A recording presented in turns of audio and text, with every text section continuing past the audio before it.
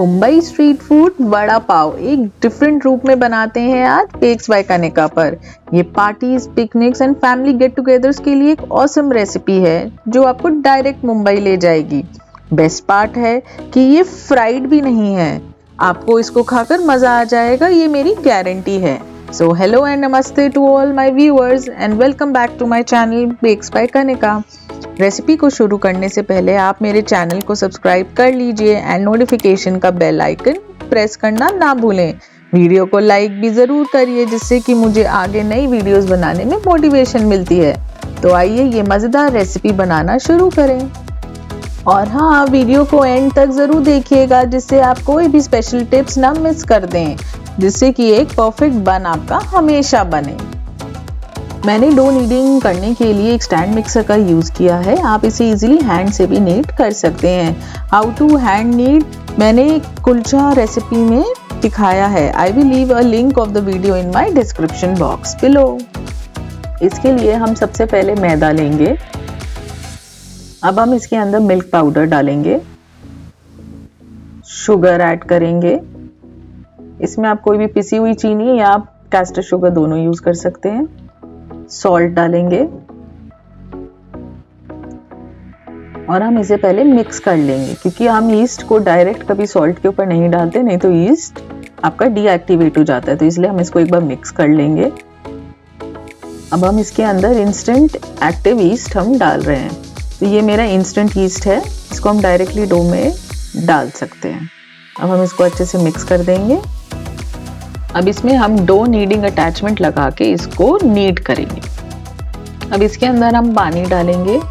आप हमेशा ध्यान रखिएगा कि अगर आपका टेम्परेचर कोल्ड है जहाँ पे आप रहते हैं तो आप उसमें ल्यूकवार्म वाटर डालें। ल्यूकवार्म मतलब गुनगुना पानी डालें। और अगर आप गर्म जगह पे रहते हैं तो आप इसके अंदर ठंडा आइस कोल्ड वाटर डालें, क्योंकि जब हम डो को नीड करते हैं तो डो नीडिंग में भी की हीट जनरेट होती है। और अगर आप गर्मियों में गर्म पानी यूज़ करेंगे तो आपका डो बहुत जल्दी प्रूफ होगा और आपकी ब्रेड में अच्छी शाइन और एक अच्छा टेक्सचर नहीं आएगा।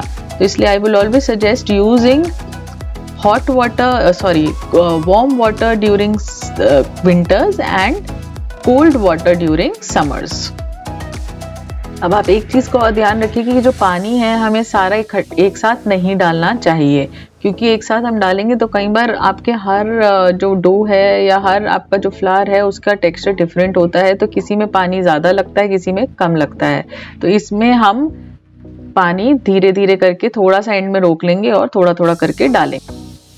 हमें इसके लिए बहुत ज़्यादा सख्त आटा नहीं गूंदना है, तो इसका डो जो थोड़ा सा स्टिकी होगा बट बहुत लूज भी नहीं होगा।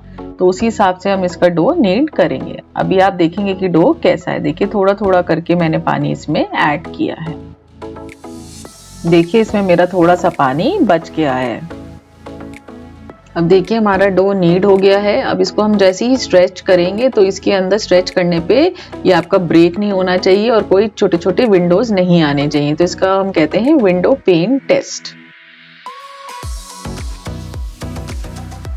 अब हम इसके अंदर ऑयल डालेंगे। ये मैंने extra virgin olive oil use किया है।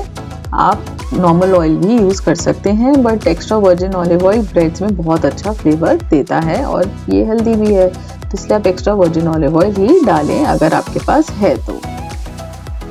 अब हम इसे भी नीड कर लेंगे जब तक कि आपका सारा ऑयल डो में अब्जॉर्ब ना हो जाए। देखिए ये डो में ऑयल अब्जॉर्ब हो चुका है। अब हम इसको एक काउंटर टॉप पे निकाल लेंगे।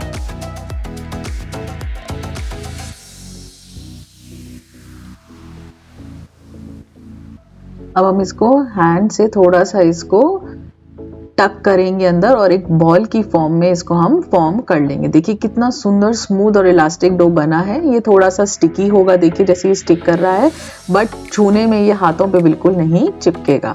तो आप ये देखिए कितना अच्छा और स्मूथ इलास्टिक डो बन गया है। अब हम इसको इस तरीके से एक बॉल में टक इन कर लेंगे। देखिए और ये ऊपर से कितना स्मूथ और शाइनी बन गया है। देखिए आप इसको प्रेस करेंगे तो ये अपने आप बाउंस बैक ऊपर करेगा। तो ये एक अच्छे डो नीड होने की निशानी है। तो अब हमारा डो रेडी है। अब हम इसको जो हमने जिस बोल में नीड किया था उसी पे हम उसमें ऑयल लगाएंगे और उसको अच्छे से ग्रीस करके ये जो डो है हम उसके अंदर रख देंगे। इसको भी हम ऑयल कर लेंगे और फिर हम इसको प्रूफ करने के लिए एक वार्म जगह पे छोड़ देंगे जिससे कि ये डबल इन साइज हो जाए। तो हमें जब डो डबल इन साइज हो जाएगा तो हम फिर इसको निकाल के हम इसके बंस बनाएंगे। चलिए, जब तक ब्रेड हमारी प्रूफ हो रही है, डो हमारा प्रूफ हो रहा है, हम फटाफट से इसकी आलू स्टफिंग बना लेते हैं जो आपका बड़ा है। तो हम एक पैन लेंगे और उसके अंदर हम 2 to 3 टेबलस्पून हम ऑयल डालें। जब ऑयल गर्म हो जाएगा तो हम इसके अंदर जीरा डालेंगे, काली सरसों या राई, करी पत्ता,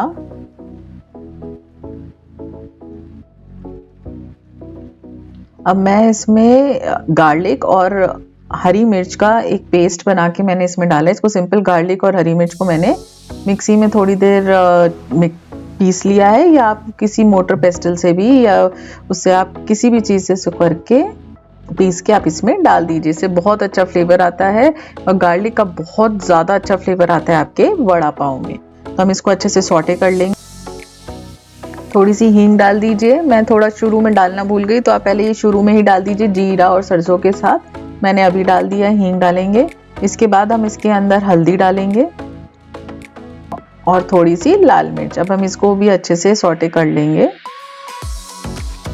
अब इसके अंदर मैं ये बॉइल्ड एंड मैश्ड पोटैटो हैं, आप पोटैटो को जो आलू है उसको बॉईल कर लीजिए, उसको या तो ग्रेट कर लीजिए या आप उसको पोटैटो मैशर से मैश कर लीजिए। तो ये मैंने उसमें इसके अंदर डाल दिए हैं और अब हम इन सब चीज़ों को अच्छे से मिक्स कर देंगे। अब हम इसमें नमक डाल के इसको अच्छे से मिक्स कर लेंगे।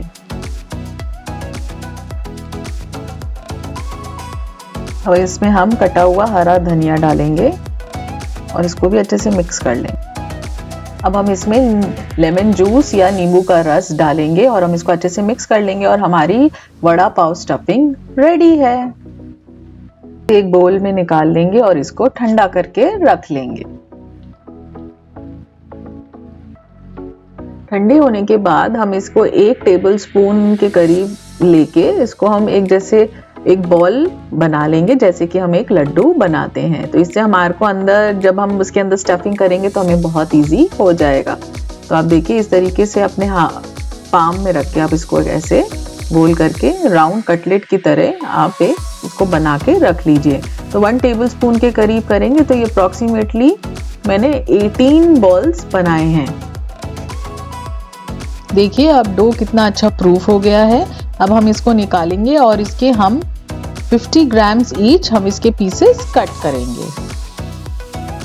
इस डो का टोटल वेट 900 ग्राम्स के अप्रॉक्सीमेटली होगा, तो हम हर एक डो को 50 ग्राम्स के अप्रॉक्सीमेट कट करेंगे तो वील गेट 18 बॉल्स। तो 18 बॉल्स हमें डो के मिल जाएंगे। तो इसलिए आपको 50 ग्राम के कट करने हैं। मैं हमेशा मेजर करके इसको कट करती हूँ, आप आई बॉल करके या अंदाजे से भी कर सकते हैं, बट एक मेजर करके करने से आपके बिल्कुल एक जैसे सारे बंस बनेंगे। और हाँ, एक चीज़ और, डो को हमेशा कट करें, उसको आप स्ट्रेच करके खींच के ना तोड़ें, इसलिए आप बेंच स्क्रैपर या नाइफ से ही कट करें। अब नेक्स्ट स्टेप होगा इन सबको प्री शेप करना। तो हम क्या करेंगे, एक एक बॉल को लेंगे और इस तरीके से हर साइड से उसको ऐसे पुल करते हुए उसको अंदर हम करेंगे जैसे हम एक पराठे में करते हैं, और उसको हम अंदर से करके उसको अंदर ऐसे प्रेस करेंगे और फिर हम उसको टर्न करके उसको इस तरीके से पाम में हम रोल करके ऊपर से एक स्मूथ सरफेस ले आएंगे। देखिए हम इसको ऐसे साइड से पुल करेंगे।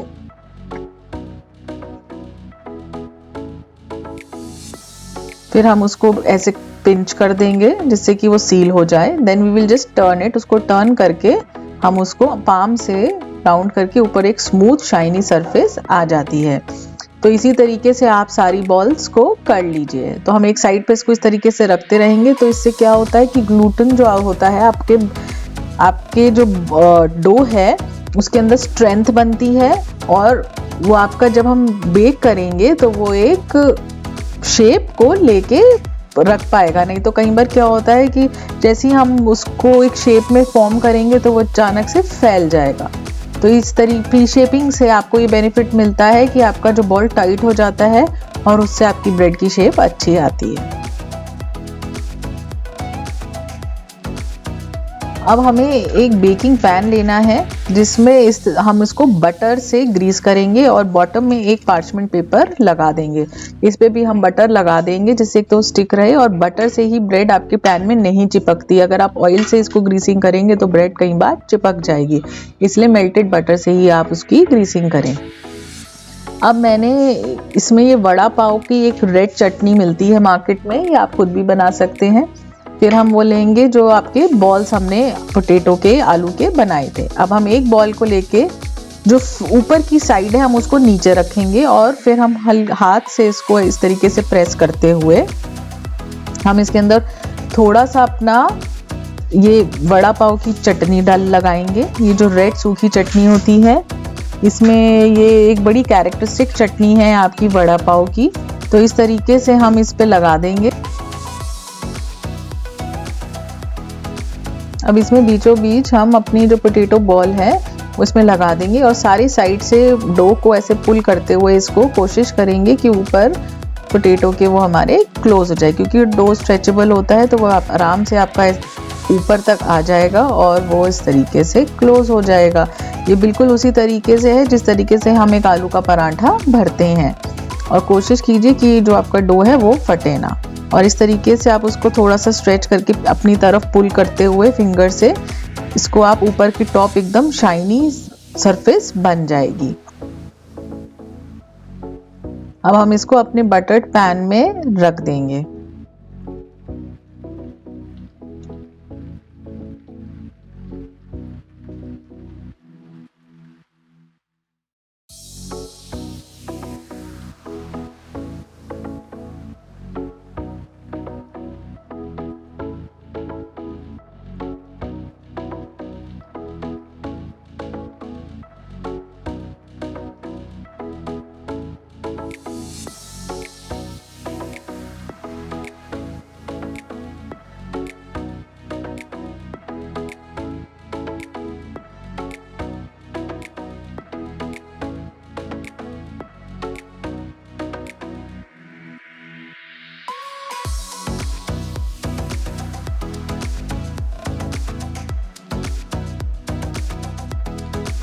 अब हम दोनों बॉल्स को इस तरीके से रख देंगे, थोड़ा सा बीच में स्पेस देंगे क्योंकि जब प्रूफ होएगा तो वापस में स्पेस फिल कर लेगा।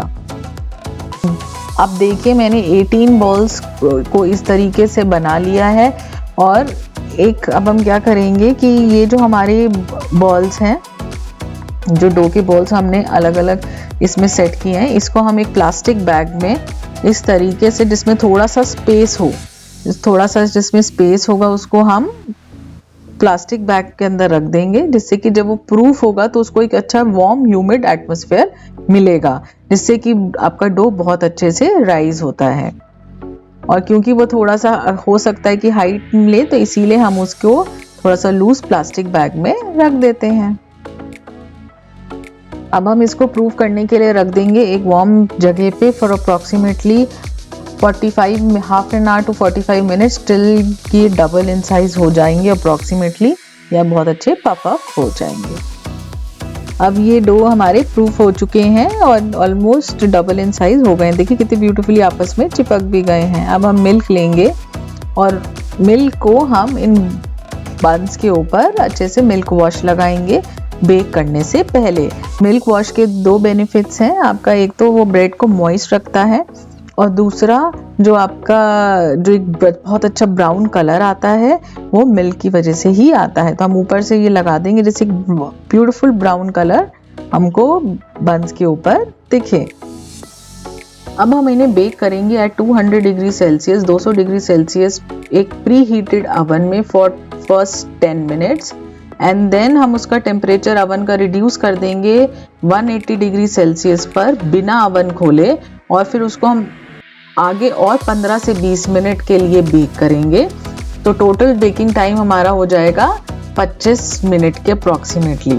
अवन में हम एक बेकिंग ट्रे भी साथ में नीचे देखिए बॉटम में मैंने एक बेकिंग ट्रे भी प्री हीट कर दी है अवन के साथ ही, और उसमें हम हॉट बॉइलिंग वाटर डालेंगे at the time of baking, जिससे बहुत सारी स्टीम जनरेट होगी और हमारी बंस में बहुत अच्छा एक अवन स्प्रिंग आएगा और वो बहुत अच्छे से राइज हो जाएंगे और एक उनके ऊपर बहुत ही शाइनी सी प्लेन शाइनी टॉप और बहुत अच्छी क्रस्ट बन जाएगी।